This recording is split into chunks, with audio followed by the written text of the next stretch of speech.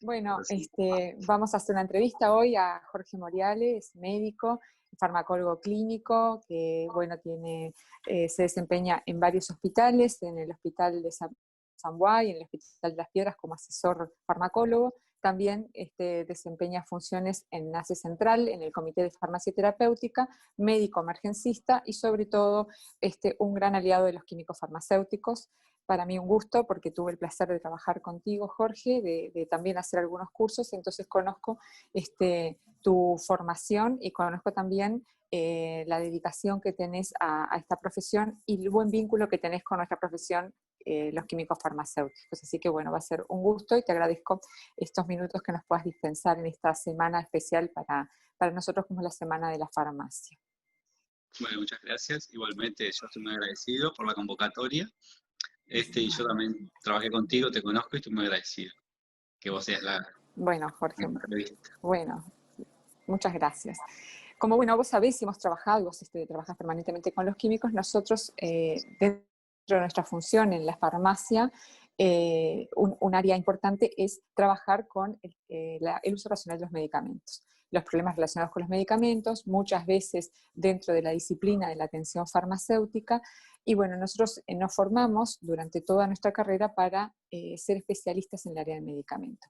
Necesitamos trabajar con el equipo de salud, los médicos fundamentalmente, y nos interesa hoy un poco la visión que tú puedes tener del medicamento, como ese consumo que se da del medicamento como un bien de consumo en lugar del uso real que deben tener los medicamentos. Entonces, te voy a preguntar un poquito algunas cosas, la visión tuya desde el área médica, ¿cómo ves, por ejemplo, el uso de los medicamentos en la automedicación, la que nosotros llamamos automedicación no responsable, porque sí existe automedicación responsable, nuestra asociación de química tiene un estándar incluso para el uso de la automedicación de aquellos medicamentos de venta libre que realmente justifica el uso por una indicación de automedicación. ¿Vos cómo ves el uso de esa automedicación más allá de la responsabilidad?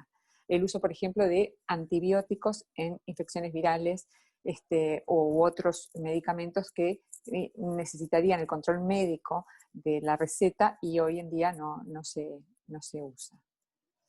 Bueno, hoy en día es un gran vox populi el gran tema que es la polifarmacia, que es definido por la OMS como el consumo, el uso simultáneo, concomitante de 3 o más medicamentos. En algunos otros lugares se dice 5 o más medicamentos, eso depende también si hablamos de internación o de uso ambulatorio, ¿no? Cuando se prescribe medicamento en una policlínica. Sí. Entonces, hablamos del uso de muchos medicamentos, que esto genera un riesgo al usuario, al paciente, por la cantidad de medicamentos, por las potenciales interacciones que esto puede tener. Y esto, una buena parte, una de las causas de la polifarmacia es la prescripción y a veces el autoconsumo o la autoprescripción, como se llama también, no responsable. También existe el autoconsumo responsable, que es cuando el paciente, el usuario, conoce la indicación que el médico ya le prescribió para otra situación similar y el paciente compra un medicamento de venta libre y lo utiliza en condiciones que considera el usuario que son similares a las anteriores.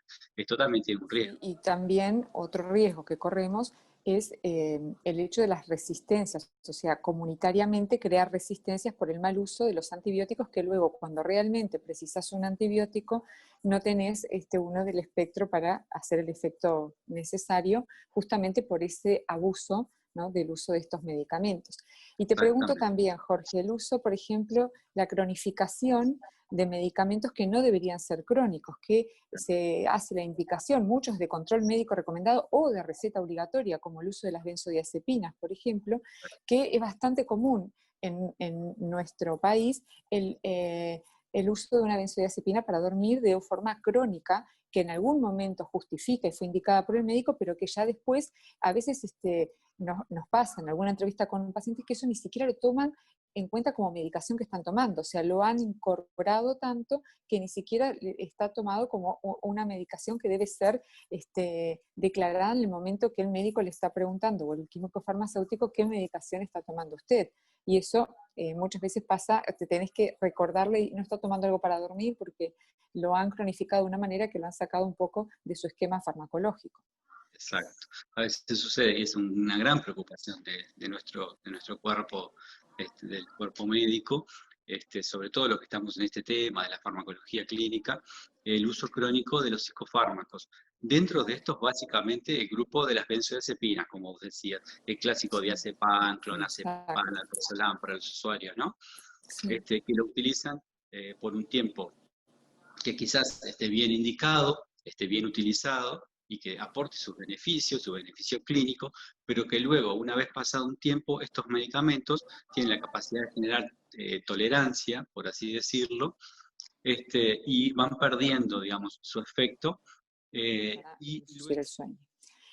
Es verdad también, Jorge, que no sé si coincides, pero la presión que te pone un paciente en una consulta de irse de la consulta con un medicamento, ¿no? Parece que si tú vas a una consulta y no te llevas una receta de un medicamento, sienten que no ha sido una consulta satisfactoria.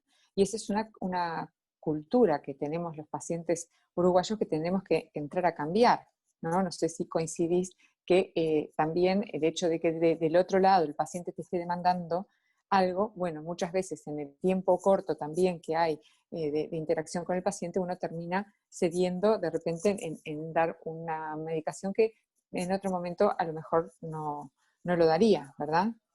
exacto, eso pasa habitualmente, es un gran problema, y por eso en eso es fundamental la relación médico-paciente y a veces el tener el tiempo para hablar y explicarle al paciente que de repente lo que él cree que es una solución, de repente no lo es y podría ser incluso perjudicial. Eso pasa como Claro. lo que estábamos diciendo, el ejemplo clásico de la enfermedad viral, de infección viral banal, una gripe clásicamente, que el paciente insiste en la prescripción del antibiótico y el médico, ante tanta presión a veces, termina Yo, cediendo. yo te recuerdo que en algún momento leí algo que me quedó muy grabado, que no sé si coincidís, que los médicos veteranos para 20 dolencias indican un medicamento y los jóvenes indican 20 medicamentos para una dolencia, porque todavía carecen de esa personalidad de imponerse frente al paciente, de pues no lo necesita. No sé si eso siempre me quedó grabado, no sé si vos compartís ese Sí, pensamiento. sí, sí, eso Es sigue así. siendo igual a pesar de que pasa el tiempo. Eso pasa porque generalmente en el mercado farmacéutico existen muchos medicamentos que si bien uno dice están aprobados, sí, pero están aprobados porque han demostrado un beneficio frente a otro medicamento o un placebo, Claro, que es un principio sí. que no es activo, pero realmente ese beneficio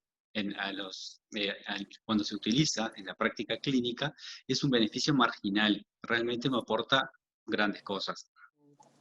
Bien, bueno, Jorge, como para terminar, en un año muy especial como es este año que estamos viviendo mundialmente una pandemia, que es un desafío también para la farmacia y para las profesiones relacionadas a la salud, los médicos, enfermeros, los licenciados y los químicos farmacéuticos también, te voy a preguntar sobre el COVID-19.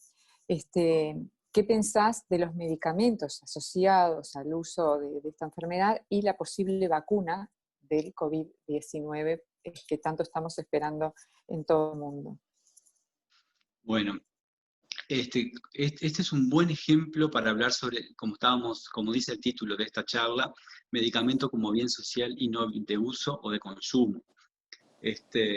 Porque la vacuna, dadas las características que tiene, en una situación de pandemia, debería ser considerada, y hay un grupo ya de países que está liderando esto a nivel de la Organización de Naciones Unidas, de la ONU, para definir la vacuna una vez que sea obtenida en alguno de los 4 grupos principales, que son Reino Unido, Canadá, Reino Unido, Estados Unidos, China y Rusia, que son los 4 grupos que están más en fases más avanzadas, digamos, en la Avanzados. última fase de la vacuna.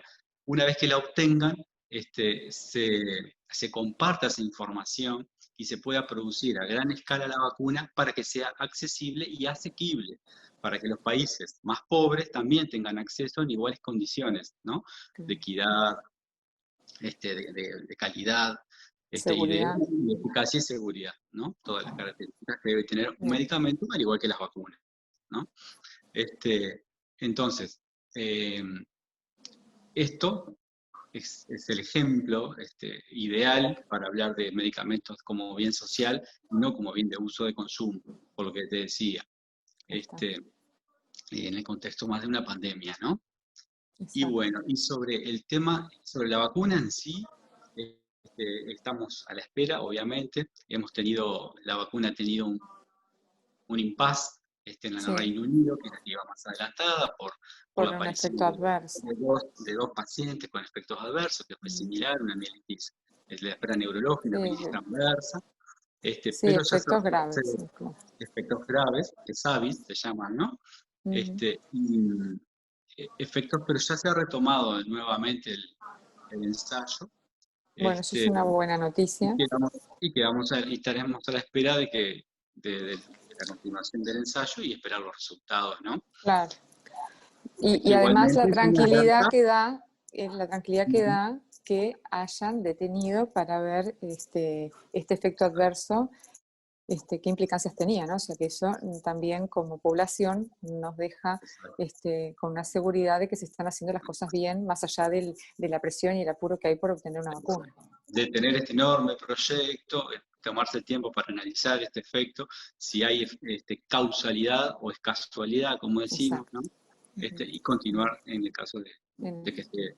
Bueno, esperemos que rápidamente se pueda aprobar y podamos acceder a la vacuna y salir de esta situación realmente trágica que estamos viviendo en el mundo y que tanto ha complicado en todos los órdenes a la población en general. Exactamente. Bueno, Jorge, para terminar, ¿querés alguna reflexión, algún consejo en esta semana de la farmacia para los usuarios de las farmacias que puedas transmitirnos con todo tu conocimiento y lo cerca que estás siempre de nuestra profesión y de los pacientes y el uso del medicamento, por toda tu formación y tu especialidad en el tema?